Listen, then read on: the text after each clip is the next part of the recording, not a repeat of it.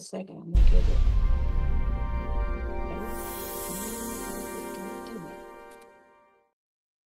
Okay.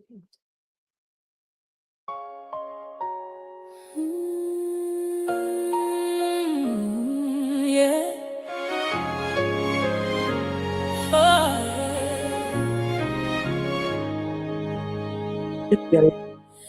I remember nights I couldn't speak, held my pain so quietly, smiled through the storm, hid the scars, didn't know how strong I was.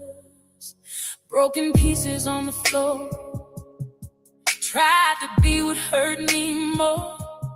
Silence wrapped around my voice, didn't know I had a choice.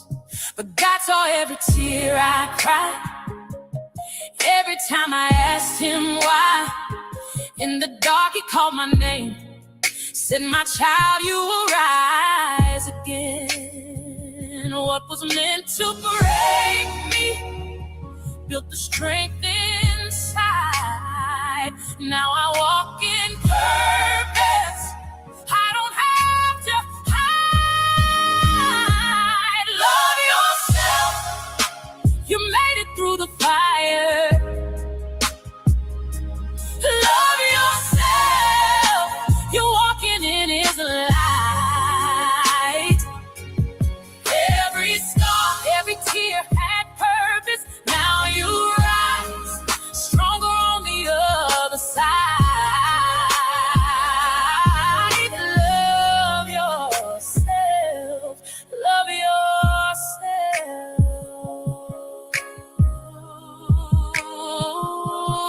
From the ashes I found grace, God restored the pain erased.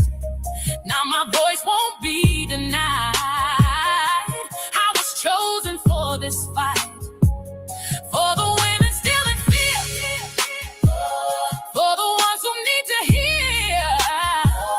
You are more than what you've been. God is writing you again. What was meant to break you built the strength inside. Now you walk in purpose, you don't have to hide. Love yourself, you made it through the fire.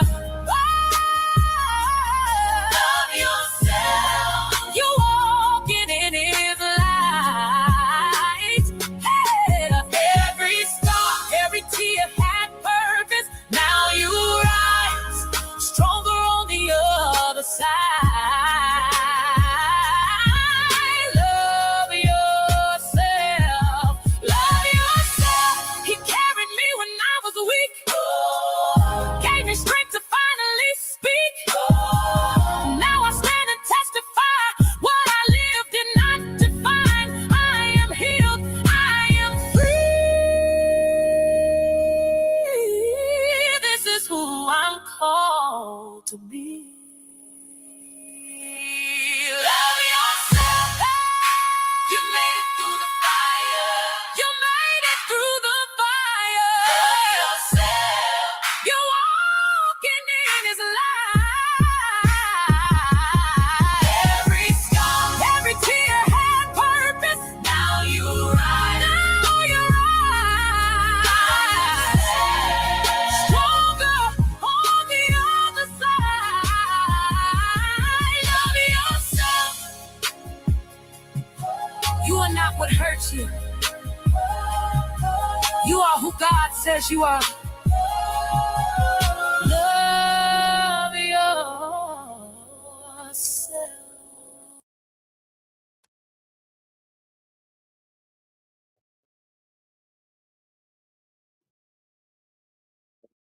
Give me 1 second. Yeah. Trying to do this technical thing. Okay, all right. So we're back. All right. So I really that video is amazing. The words are even more amazing. And I'm gonna let David speak to the video. I'm gonna let him take the floor. But what I do want to share is that this is a safe space and we respect confidentiality to our guests. So you are welcome to listen anonymously. Feel free to take your cameras off. Feel free to remove your names. We are recording. This is live on Facebook as well as YouTube. The purpose that this space was created was to provide a supportive space to support intimate partner violence and or trauma, to connect and help each other cope and share similar experiences. We also educate and share tools to become independent. You can listen, vent, ask questions, or share, but most importantly, heal. Feel free to put comments in the chat. Feel free to raise your hand. But this is a safe space. And Pastor David tonight will not have a problem answering any questions. You can ask anything if you have biblical questions. If you ever wanted to ask a pastor a question live and in person, well, here's your opportunity tonight.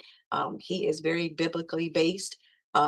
If he don't know the answer, I guarantee you in less than 40 seconds, he'll have an answer that is biblically based and scripture based, because that's how he rolls. So right now I am going to welcome David, my friend, my brother, because I'm the only child, but I got a brother in Christ, and I am so happy that he is here, and he is so supportive of this ministry and this organization. He's always here. I'm trying to tell you, if I call him and say I need something, or I know all I would have to do is pick up the phone, and him and his beautiful wife will be on the road, and the puppies. They'll come too, because they got backup. They got backup. So I just want him to know publicly that I appreciate every prayer, every encouragement, every talk, every vent, every tear, every holler and screaming, and I'm not doing this no more, and I'm not enough.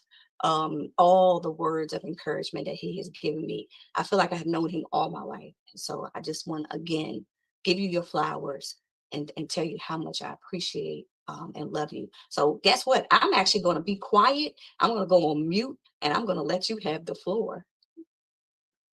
Well, don't feel the need to stay on me. I'm happy for you to jump in and help me out. I appreciate the opportunity to come and talk with your folks as always. Like she said, I'm David Collins. I pastor New Mount Zion Missionary Baptist Church down here in Valdosta, Georgia, just north of the Florida line on I-75. So if you're in the South Georgia, North Florida area, I know a good place. I may be a little biased, but that's okay. And he's online every Wednesday night with Bible study. Wednesday night and every Sunday he's online. So he's going to put his information in the chat. So sure. Can tune in on Wednesday night. His Bible studies are phenomenal. I mean, an hour with real Bible study. So tune in, y'all. Okay. Try. I'll drop that in the comments as I'm talking. So yeah, I am the survivor of a domestic violence situation. My father was a violent alcoholic and nearly killed my mother when she was pregnant with me. She ended up fleeing, and that saved all three of our lives: her life, my life, and the life of my 9-year-old sister at the time. So domestic violence has always been close to my heart. And so when I met April and heard her story, I was just, how can I help? What can I do? How can I be a supporter to you? Because it really has defined a lot of the decisions that I made in life. I'm retired from the military, from the United States Air Force. I spent a bunch of time doing a lot of different things.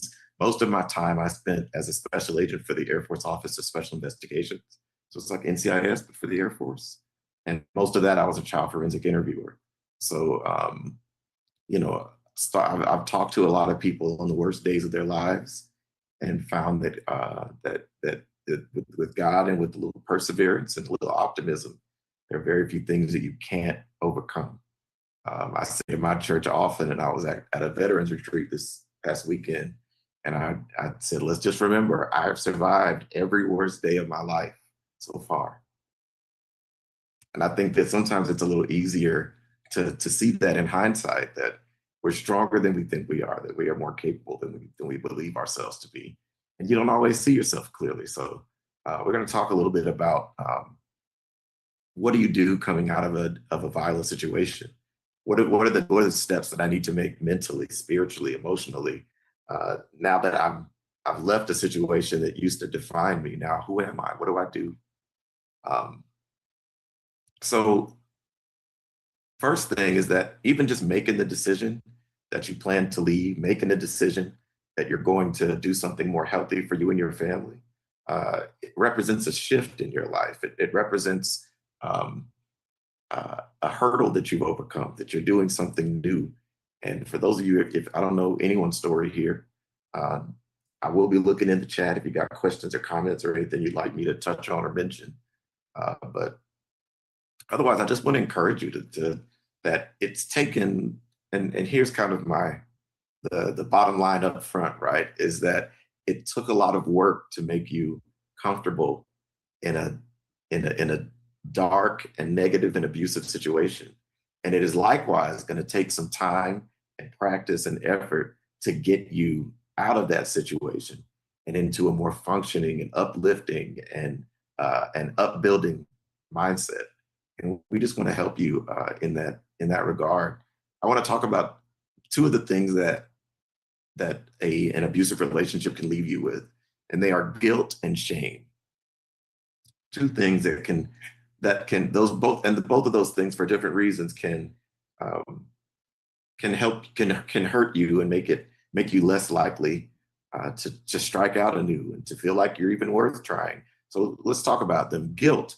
Number one is guilt. That means feeling bad for things that I have done, feeling bad for things that you have done. It's that, and we would, the Bible talks about that the Holy Spirit on the inside of believers is grieved when we do things that we shouldn't be doing, that we feel a sense of responsibility and accountability because I've done things wrong. Why do I mention guilt? Because there's often, if you look back in hindsight, that there's times that you look and you think, wow, there are things I could have done differently in that situation. If you were in a situation where you stayed longer than you think you should have, you may feel guilty about that. As you look back on the witness that you gave to your children during an abusive situation, what did they see? What did they hear? What did they know? You may feel guilty that you didn't do more, that you didn't leave when you had the opportunity. So guilt is a piece of baggage that commonly comes away from.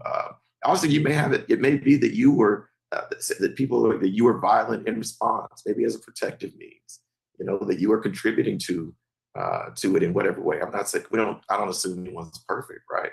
So you may be looking back on your past choices or your current choices and saying, "Man, I feel guilty. I wish I had done something different." And guilt by itself is not necessarily a bad thing, so long as you turn that guilt into positive steps. If you're changing your life so that you're making different choices, guilt's not a bad thing. It's a good thing, actually. People who don't feel guilt are called sociopaths. People who don't ever feel the concept, don't feel like that they ever feel responsible for what they've done. That is a psychological issue.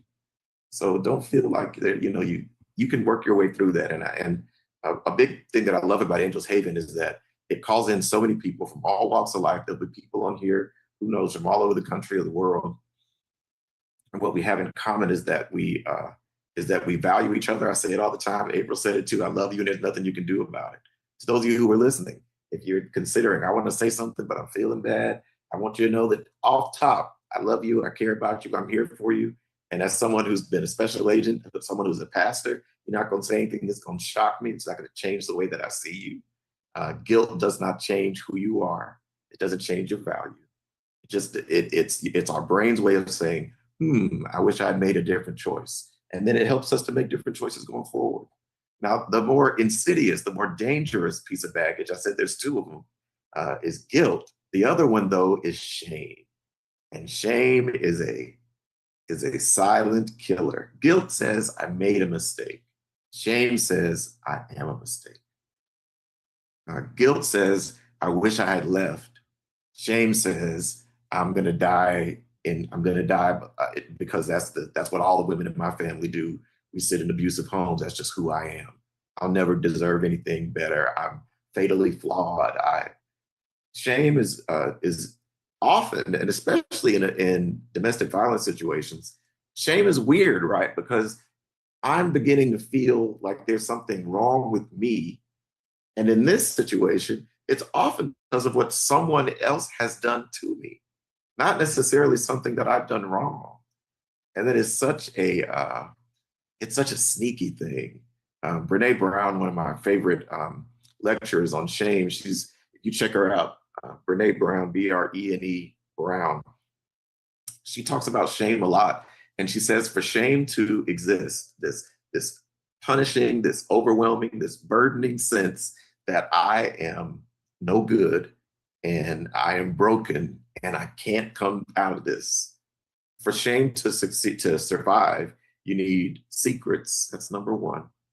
Hello, domestic violence. Oftentimes, in domestic violence situations, you're carrying around secrets. You're carrying around secrets, maybe under the threat of violence. Don't tell anybody. You better not tell anybody what's happening behind these doors. It may be that you're keeping secrets because you don't want people to know what's really going on. Because you're embarrassed. You don't want people to know. But for shame to exist, you need secrets. There needs to be something that you are keeping in for yourself. The reason that I mention that is when I would interview children, I would tell them, I give them a couple of rules, right? And one of them was, in this room where you're sitting here with Mr. David, there's no such thing as secrets. And they'd be like, what? But I was interviewing them for a reason, right? And I would tell them, if anyone has told you that you can't talk about something, now is the time to talk about it. And our so much of in American society anyway, domestic violence is just now becoming something that people are talking about more openly. I wish more men talked about it. I'm a survivor of domestic violence in my first marriage. My ex-wife was abusive to me. But there's this sense of secret. I got to keep this thing in. And the motivation behind that secret is usually rooted in shame. And it's, if someone sees me for who I really am, they're going to reject me. They're not going to want it. They're not going to love me. They're not going to be here for me. They're going to feel about me the way I feel about myself. And the thing about it, that keeping that secret is what really is will keep you in this kind of prison of your own design that only you have the key for, that people don't even know you're in. And David, and mhm. shame will also keep you in it. Yeah. Shame will keep you in it, because statistics say that a woman will leave her abuser anywhere from 4 to 7 times before she actually will leave. I'm a product of that. Mhm. I left my abuser at least 6 or 7, at least, where I thought I was strong enough and trauma bonding, and then I went back, and all because I almost was playing God. I figured I could fix him, and I figured I could literally love the hell out of him, literally. And that didn't happen. And sometimes shame will keep us there because we so much want that person to change and be a better be a better person, especially if there's children involved, especially if there's a relationship or we live with that person. Shame will keep us there. And so I hope you can speak a little bit about individuals, because we can't just say women who are currently in the situation, who may be listening now or maybe listening later, that they've gone back. My spirit is saying, speak to the people on the line or who will be listening, that they don't have the strength enough right now to leave for whatever reason, whether it's financial, whether they don't have anywhere to go, or they could be afraid emotionally, mentally, and physically. Speak a little bit about to that. Yeah, that's the again, that's that the scary thing about shame is that it convinces you that no matter what you do, you'll never be better than the worst thing that you've ever been through. And y'all, that is just not true. One of the things that I found about in dealing with my own shame, my own sense of lack of self-worth and things like that, is that when I take away that secretive nature of shame and start involving some people around me who I know are loving and thoughtful and godly and care about other, I watch them care about other people. I found that nobody talks to me the way that shame voice talks to me. I, in my mind, will be like, you'll never be any good. You're just going to be just like your daddy. You're on the freight train to Nowheresville. But then I'll open up and talk to somebody like April, and she's never said anything even remotely similar to that to me. So this refrain that I've got going on in my mind about whatever this is, and in this case, we're talking about domestic violence. You are not the first to go through it, and you are not the one lost cause. You can come back from this. April is a shining example of someone who was in a domestic violence situation, and she just shared that it took her some time to leave. We're going to talk about that a little bit. That it took a lot for you to get comfortable in a violent and dangerous situation, and it's going to take some time to get you out of there. That's just how it is. Listen, in the same way that people relapse with substance abuse, the same way that it's hard for people to make it past their New Year's resolution to go to the gym. It's about building a pattern, and the way that how are you? And my question is always, how am I loving on myself actively and proactively? What am I doing in my life to make the next day better than this day? So yeah, I get it. Sometimes I call it predictable misery. That sometimes when we've been in a horrible situation for so long, it's almost like I know that this isn't what I want to be doing for the rest of my life, but at least it's predictable. At least I know what I'm getting. Now that's relative, right? Sometimes if you're dealing with someone who's like my father, who was unpredictable and substance influenced, but I mean that there's a level of predictability that shame will have you thinking, oh, I can't leave, I can't do it. Ooh, Tina Shaw said, financial keeps us here as well. I have flashbacks of red flags I just didn't see. Finances is another one. It's one of the means that people use to control. But again, I think that with the number of resources that are out there, the number of foundations like Angels Haven, and the number of people who are out there like me in April, there are ways to find your way through. And financial abuse, financial control is one of the ways that abusers do use to keep their victims segregated and kept in, because they think, well, you're never going to be able, you don't have another place to live, you got nowhere to go, and I think that, again, having that sense of silence. Another one that shame thrives in is solitude. Shame thrives when you are by yourself, thinking that nobody understands, nobody cares, nobody will help. The more you open up, the more you talk, the more you are willing to communicate with somebody about that shame, about whatever it is that's causing you that distress, the more likely you are to overcome it, come out of it, and to get yourself out of that situation. You just got to think, how long have you been defining yourself by this broken person and how they're treating you? You have to get out of that alone place. And I know that's like, it just comes with the territory though, right? That I don't want people to know what's going on because I've got secrets, and I don't want anyone to in here because the person who's closest to me often is the one who's doing the abusing. So you've got the witness of one person, and then you've got this uncertainty about the rest of the world. And I'm just telling you that that you are better off to accept help, to accept hope, to accept joy, peace, rather than sitting in that predictable misery. And yeah, I just think let's make sure I missed anything. Good. Okay. So yeah, I want us to think about, how did I get used to being in an abusive situation? And then start building some things out to make yourself strong enough to step away. And if it's a financial question, then it may be that you got to start saving in an account that nobody knows about. It may be that you have some money saved up with a friend. It may be that you know what I mean? That you got to make some steps. That if you're going to overcome, then it's going to be a deliberate choice. It's going to be something that's going to be uncomfortable. It's And we going to be. definitely want to make sure that if you are currently watching, and you're currently in a partner abuse situation, we definitely want you to have a safety plan.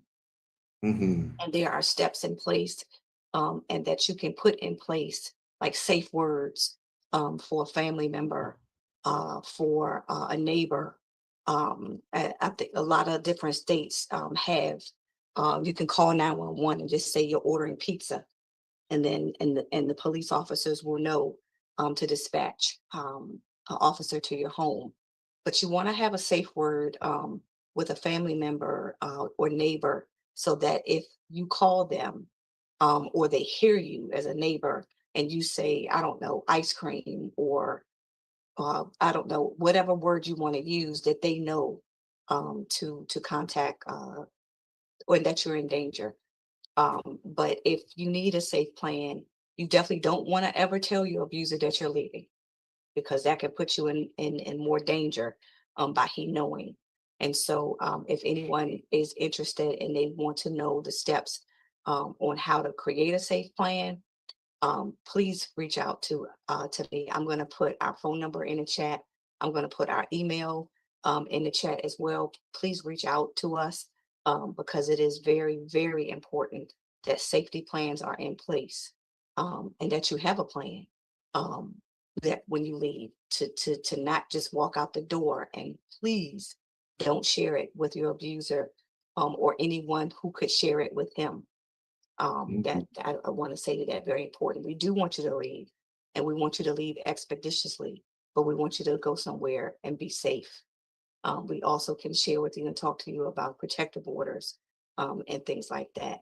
So please feel free to reach out to us via email, via phone. My phone is always on. You can text that number 301-246-3131, and I'm always available to reach out. But you're not alone, and we want you to leave.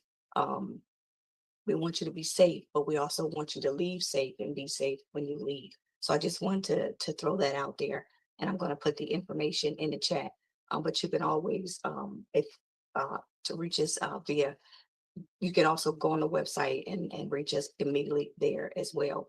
But for those who are on Zoom, I'm going to put the information in the chat, and then at the end, I'll give our information again in case you need to reach out. Mhm. So shame is, again, we're talking about this shame, the thing that paralyzes us, that keeps us from making those steps. Remember that it's not. I'm not talking about guilt. I'm not talking about your own reflection on things like Tina was saying, some things that I missed in hindsight. Hey, we're human, and we have a tendency to hope for and to assume the best about all people until we get other information. That's just how we are. We are communal, and we trust. That's what we do. So there's no shame in having been surprised that someone who especially if it's someone who's abusing in multiple ways, who's controlling, financial, who's keeping your ID from you, who has a system of abuse set up, that this is likely a big part of who they are. It's not about necessarily who you are. It doesn't have to be. You get to decide what kind of a life you want to lead. So we've got secrets, we got solitude, and the last one is silence. Users love a silent punching bag. They love to know that no matter what happens, you're not going to speak up.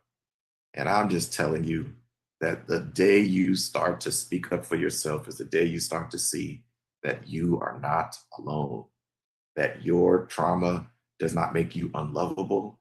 It doesn't make you, that there are people who are willing to help you, even if they're not professionals. There may be friends in your lives or family members that you're thinking, no, I can't, that I already know what's going to happen.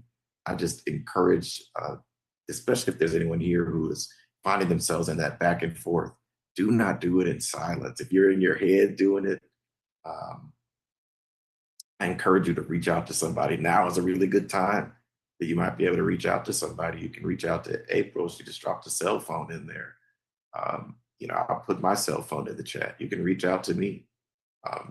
You're looking for a fresh perspective, but it is so important that you don't allow yourself to become paralyzed by the worst parts of that abuser, that you don't become paralyzed by that you don't become your own worst enemy.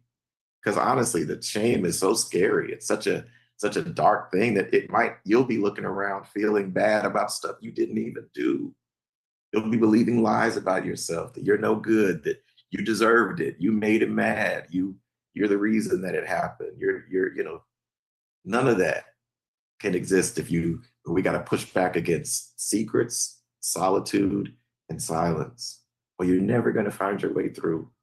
And I don't know. I'm just really there right now that we need each other, and that in the same way that you've been comfortable in an uncomfortable place, there is greater for you than that.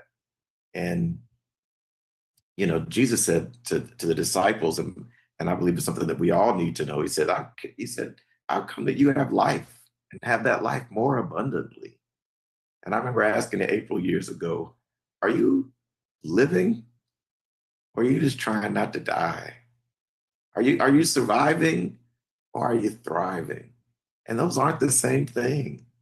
In the midst of a traumatic event, yes, it makes sense that you survive, that you just get through however you get through. But in the aftermath of that, it's a really good opportunity for you to decide, I want to live. I don't want life to just pass me by. I want to be an active participant in my own life. I want to love myself. And that's not just a feeling, that's something I want to do actively. What do I do to show that I love myself? In the same way that you could probably line out what someone did to show that you weren't valuable, that made you feel all those things, the negative stuff we just got done talking about. Okay, so now what am I going to do to show that I love myself? And the leader came off of mute. Did you want to say something, sis? Sorry. Okay. Gotcha. I just saw it pop up. You're all good. But no, we all need to. And this is an ongoing thing, like April said. It's important that we start assessing those different places in our life. How's your social life going on? If you've been in an abusive situation, probably not too great. If there were people who were helpful, people who would speak up, people who would defend you, it's likely that the abuser has done everything they could to push that person out of your life so that you can't have any contact with them. What is your social life is so important. Again, we're communal beings and we need one another. And one of the things that you come away with, if you're looking at a way, how am I going to get my life back on track? In the same way that I got used to just being around this person and their word being law, I can get used to, and I'm not saying you tell everybody all your business all the time, but have a trusted inner circle. And you probably can already pick out 2 or 3 of them that you're like, I can tell this person. They've talked to, and maybe it'll be someone who's confided in you. I find as a pastor that often I give great advice. I'm terrible at taking my own advice. So sometimes you can look at those relationships where you've been able to help somebody else. You've been able to encourage someone.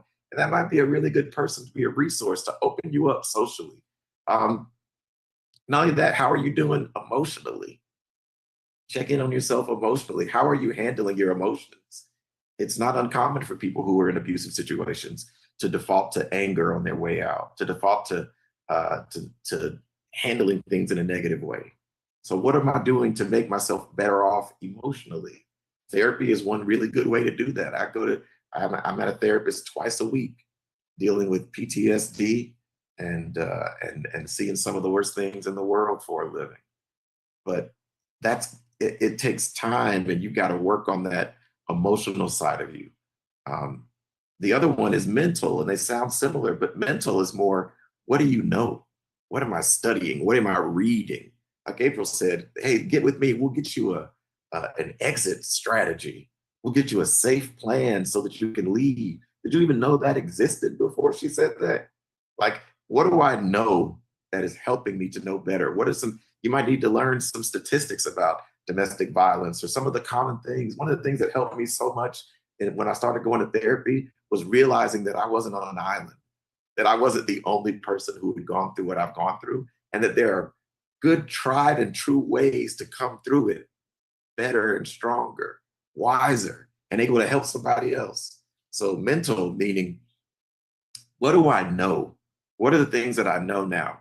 What can I arm myself with information wise that's going to help me be better at this?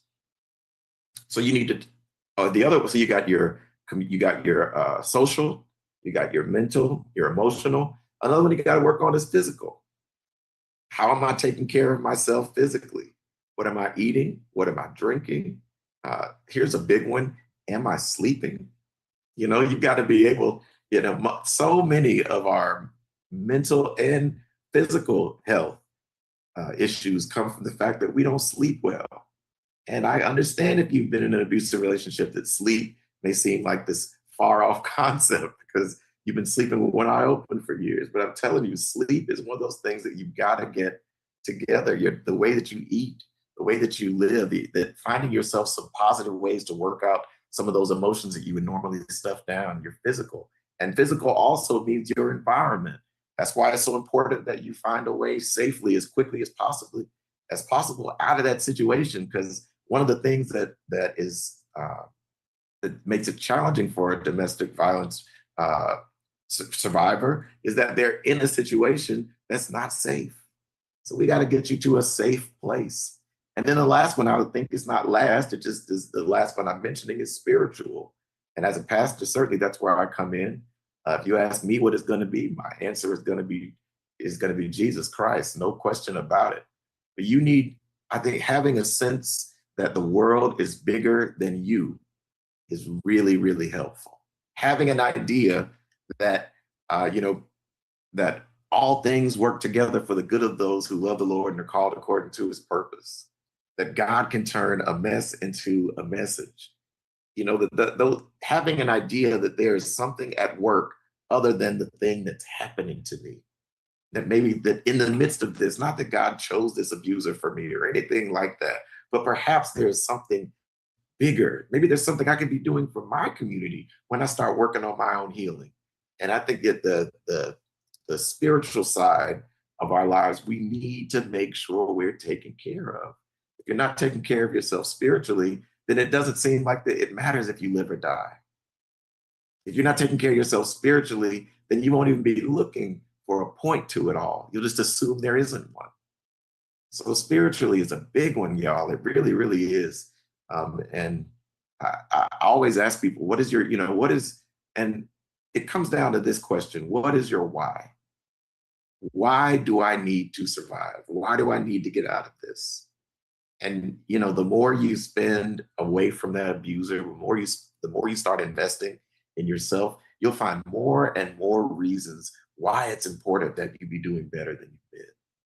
Why it's important that you push forward, that you keep trying, that you don't, you know what I mean? That it's so important, and that why can come from a lot of different places. Maybe one of the reasons that that no matter what, I've got to find a way to safety and peace and healing and restoration is I got kids that I don't want to grow up in this cycle. I want to show them that, yes, we've been in a bad situation, but mom or dad took me out of that bad situation. It might be that your why is that, one of the things that we see April doing right now is that part of hers is that she wants to help other people who were in the same situation that she was in. And that why will get you up in the morning. That why will make you try when you don't feel like trying. It'll make you speak up when you feel like being silent.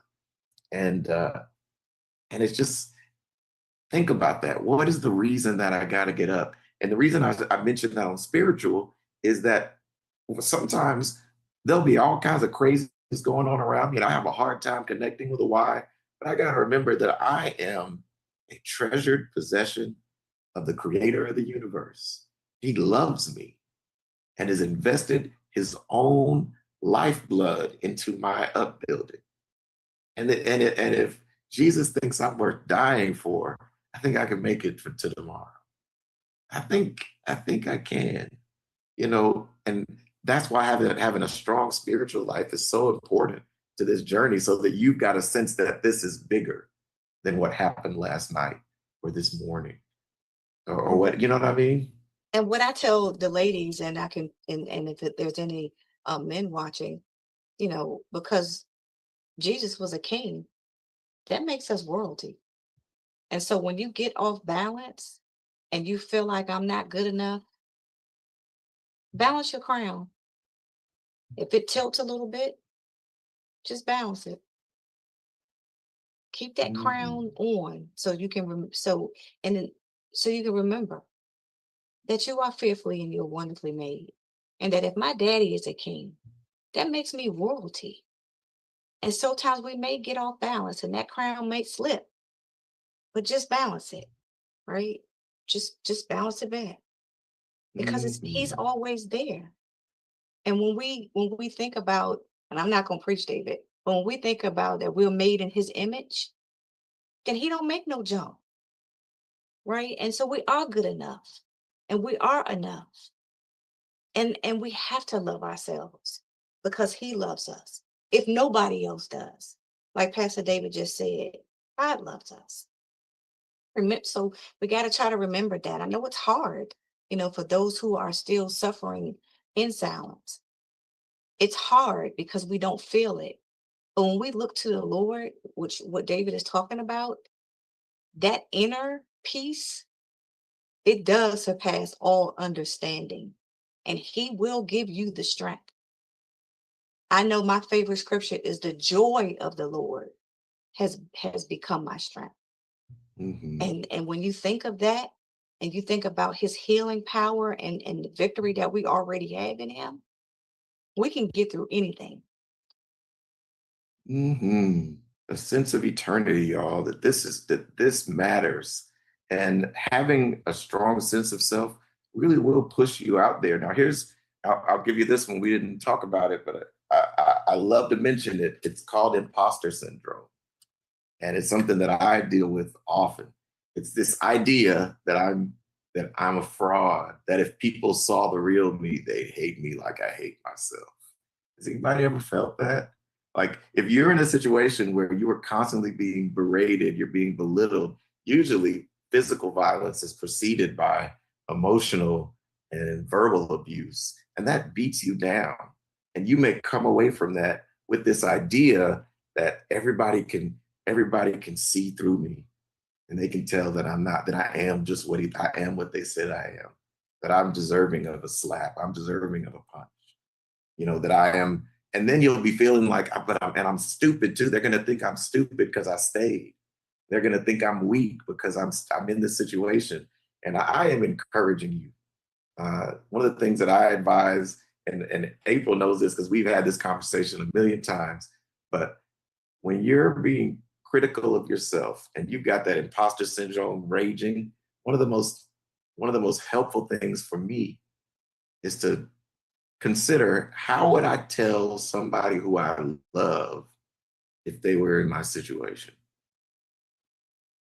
Would I say to somebody, if April called me, now I'll be in my feelings, I'll be upset, I got PTSD, I'll be having flashbacks, I'll be having whatever, I'll be feeling depressed, I don't make it out of bed some days. I get it. I'm like, yo, I don't have it all figured out just because pastor's in front of my name sometimes. But the idea that I'd be in my head and be like, you're no good. What a waste of life. Whatever that angry, that hateful, that shame-filled voice that's throwing a bunch of shoulds at me. You should be better. You should be blah, blah, blah. It's so important that you consider, would I talk to somebody I love that way? If April calls me and says, David, I'm having a rough day, I'm not getting out of bed, there's no part of me that wants to be like, yeah, you're right, you're probably worthless. Like, that don't even feel right saying right now. And I'm just like playing it out, role playing. I don't even like it. It doesn't even feel right. But I'll tell that to me because I've got this thing where it feels like the whole world can see through me and sees that I'm a fraud. Can I just help you if that's you, just to know that you're not alone? And that's not true. You're not alone. You're not the only person who's felt that way. And that is not true. Like, you are not life's punching bag. You don't have to be. You get to choose. You get to decide. And talk to yourself like somebody you love. If your child came to you asking, if they were in an abusive relationship, I don't care if they're in high school. Listen, I know they happen in high schools, middle schools, you can be in abusive relationship. If your child came to you saying that, would you say, well, you're just gonna be just like your sorry mama? You never gonna come through it. That's just who you are. Who cares if you're in a bad situation? Nobody wants to help you. Everybody's just gonna think lowly of you. You know, you wouldn't say that to somebody you care about. And that's why it's important that you become that person that you care about. That the way you talk to someone you love is the way you talk to yourself. And that you start prioritizing self, that you get a good godly amount of selfishness going on, that you start doing stuff for no reason other than it is good for me. And which feels like the opposite mindset, especially if you've been in a horrible situation for a long time. But I'm just telling you that that you are not built to be the world's punching bag. You are not somebody's emotional toilet for them to vent all that frustration and pain and whatever is in them. But that is not who you are. You are valuable. You are, April said it, fearfully and wonderfully made in the image of God, the creator of the universe, put the whole thing together, has all the power, and he cares about you, knows how many hairs are on your head. So I just encourage you, I'm beseeching you, as Paul would say, by the mercies of God, that you would start investing in you, and that you would get out of that silent, that secretive, that solitary place. Because as long as you're there, you're not growing. You'll be tearing yourself down. And expect, I'll say this and then probably be quiet because we're getting close to 7 o'clock. But I'll say this, expect that you're going to slip up sometimes. Expect that you're going to have feelings that you wish you didn't have. Expect that you'll be feeling bad that you left. And you'll be like, what if they're not okay? Maybe they threatened they're going to take their own life if you leave. Maybe they said that they were going, whatever it was. So I want you to know that expect that there's going to be dark times. Expect that there's going to be challenges that you've got to overcome. Expect that there's going to be days when you backslide, and be willing to already start off saying, I in the same way that you would be comfortable, that you be careful, that you would be patient with somebody you love, please be that with yourself. Tina mentioned feeling that 2020 hindsight, I look back and saw all the red flags that I didn't see. Turn all that into strengthening. Don't let it beat yourself up. I'm not saying you're doing this. Maybe you're holding on strong, but maybe there's someone listening who does struggle with that. That's when guilt turns into shame, right? And we want to break that cycle so that it never does. We want to turn guilt into strength, not shame. I want to use the hardest things that I've been through to be like to be the thing that makes me strong again. And you don't have to, you don't have to live that way. And my prayer for you is that you start investing in you. And the reason I went on that whole thing about shame and guilt is because it often starts in our minds.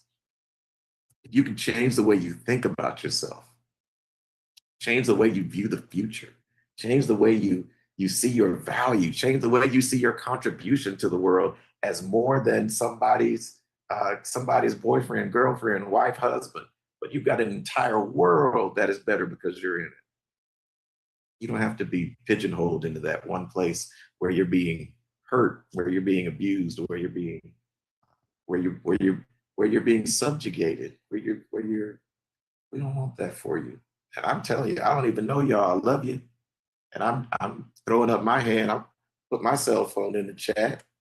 You can shoot a text to me. Say, hey, I need to talk. I need someone who will help me. I need somebody who will advocate for me. I need someone to say those nice things to me because I can't find the words myself.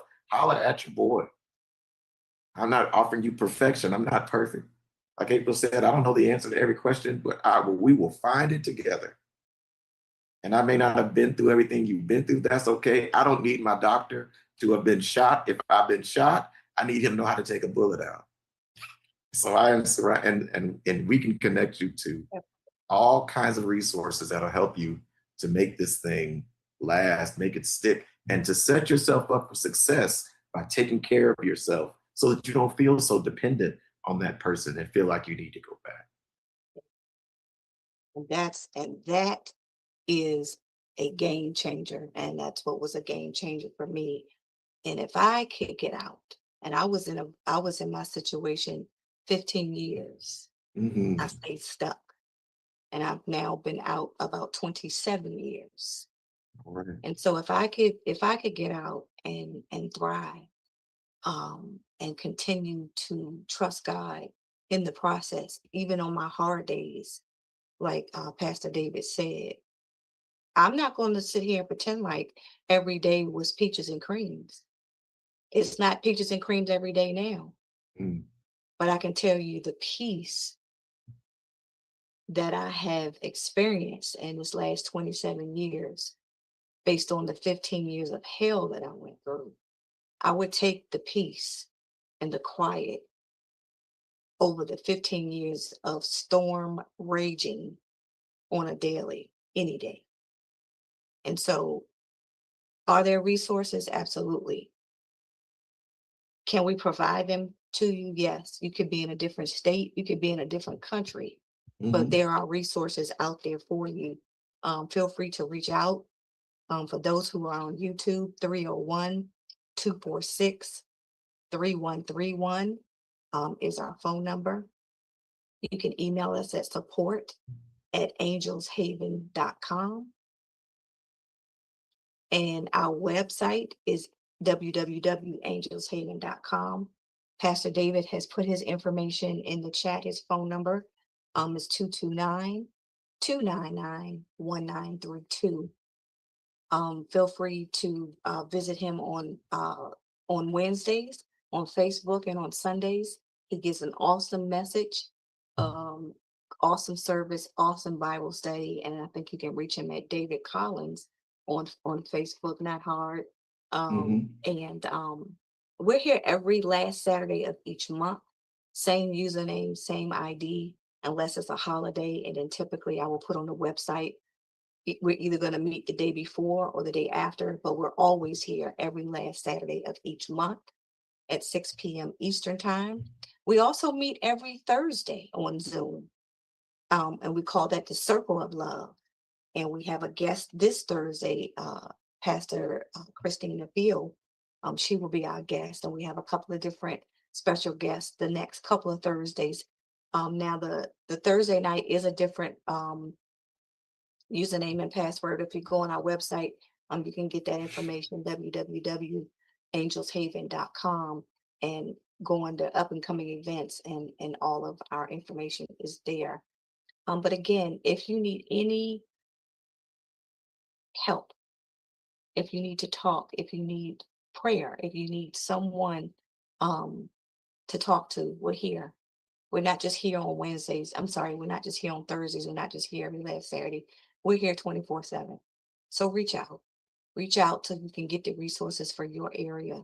And just know that you're not alone, and that you don't have to suffer in silence, and that love should not hurt, and that you are more than a conqueror, Mhm. and that there is a way out. It absolutely is. And so we're here for your support. We're here to listen.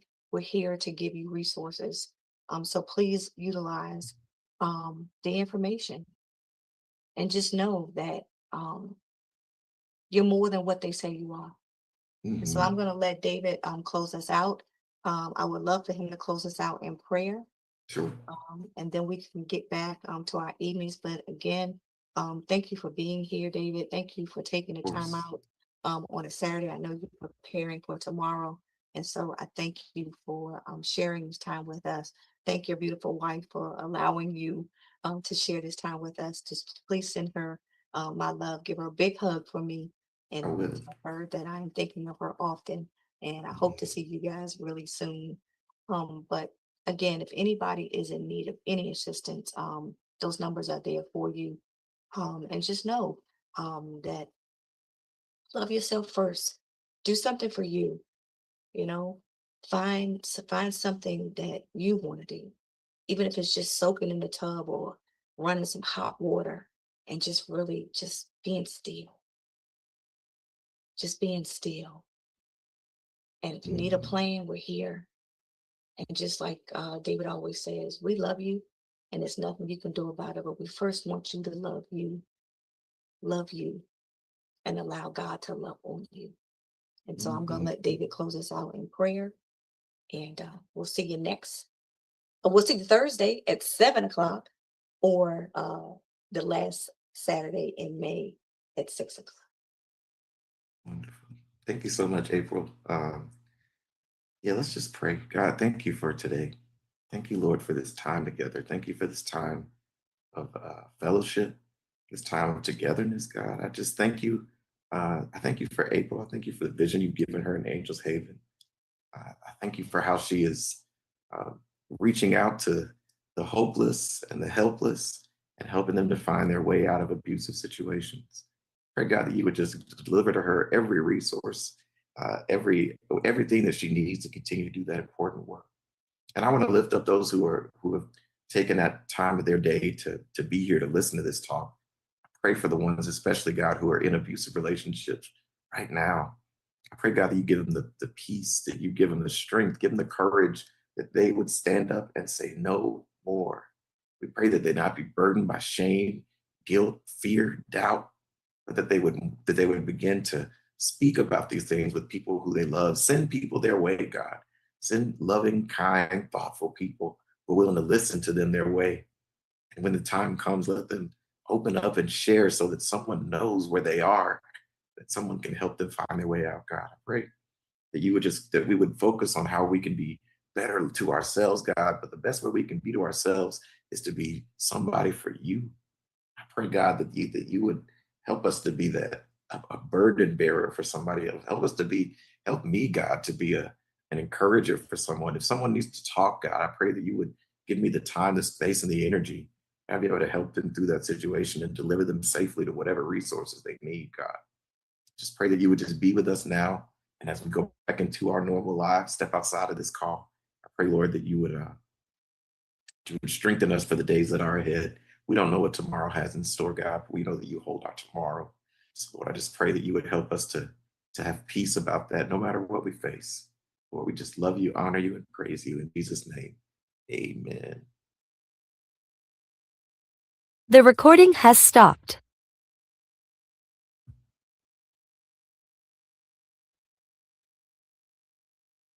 David, I just want